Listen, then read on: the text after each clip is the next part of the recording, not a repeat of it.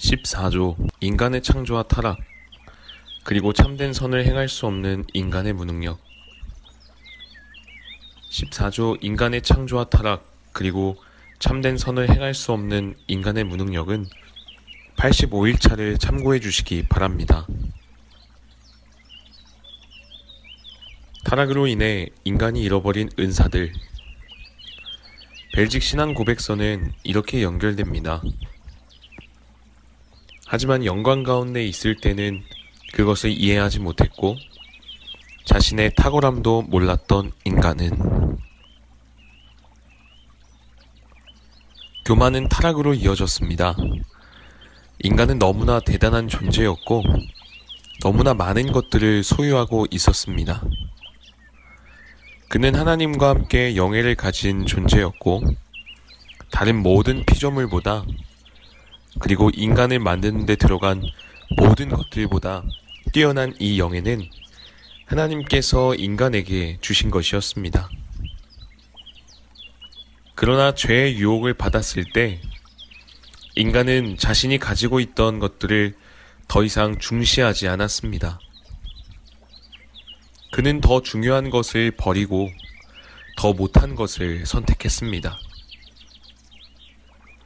그는 자신이 가진 영예가 무엇인지 이해하지 못했고 자신의 탁월함이 무엇인지도 몰랐습니다. 인간은 피조물 중 모든 것들 위에 있다는 점에서 탁월했습니다. 하나님과 인간이 함께 교제를 나누지 않았습니까? 누가복음 3장에 기록된 예수님의 족보를 보면 아담이 하나님의 아들이라고 불리고 있지 않습니까? 그러나 그는 자신의 영예를 이해하지 못했고 자신의 탁월함을 알지도 못했습니다. 아담을 단순히 불쌍히 여겨만 할까요? 아닙니다. 아담은 불쌍한 신세가 되었을 뿐만 아니라 죄를 지은 존재가 되었습니다. 아담은 의도적으로 자신을 죄에서 복종시켰고 따라서 사망과 저주에 복종하게 되었습니다. 하나님께서는 분명히 아담에게 불순종의 대가가 죽음이라고 경고하셨습니다. 불순종할 기회는 아주 적었습니다. 모든 나무들 중 아담이 먹지 말아야 할 나무는 단 한 그루였습니다. 하나님께서는 왜 애초에 이 나무를 주셨을까요? 아담이 자발적인 순종을 보이기 위해서는 불순종할 가능성이 있어야 했습니다. 둘 중 하나를 선택할 수 있어야 했습니다. 다른 대안이 존재해야 했습니다. 아담은 잘못된 선택을 할 필요가 없었습니다. 사실 아담이 올바른 선택을 할 수 있도록 모든 것이 그를 지지하고 있었습니다. 그럼에도 불구하고 아담이 잘못된 선택을 내렸다는 것은 그가 그렇게 하기를 의식적으로 원했기 때문일 수밖에 없습니다. 아담의 불순종의 결과로 사망의 저주가 즉시 임했습니다. 하나님으로부터 숨은 행동에서 보여지듯이 아담과 이브는 유일한 생명의 근원이신 하나님으로부터 스스로를 단절시켰습니다. 그 결과 그들은 영적으로 죽은 자들이 되었습니다. 아담과 이브만 영적인 죽음에 처한 것이 아니라 모든 피조물에도 저주가 임했습니다. 땅이 너 때문에 저주를 받고, 아담의 타락 때문에 죄가 없는 창조 세계 전체가 저주 아래 놓이게 되었고, 하나님의 말씀은 죄 없는 피조물들에게 적극적인 미움과 냉대를 보이게 되었습니다. 물론 이것은 필연적인 일이었습니다.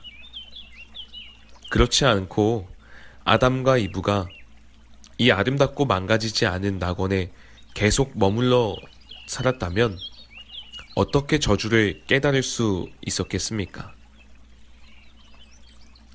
생명을 얻게 하기 위한 계명은 깨지고 말았습니다. 계명은 항상 생명을 주기 위한 것입니다. 오늘날에도 만일 우리가 하나님의 율법을 완벽히 지킬 수 있다면 우리는 생명을 얻을 것입니다. 범법은 항상 죽음을 향하게 합니다. 우리를 생명이신 하나님으로부터 분리시키기 때문입니다. 죄는 인간을 약간이 아니라 완전히 하나님으로부터 분리시켰습니다. 인간은 하나님을 잃어버렸습니다.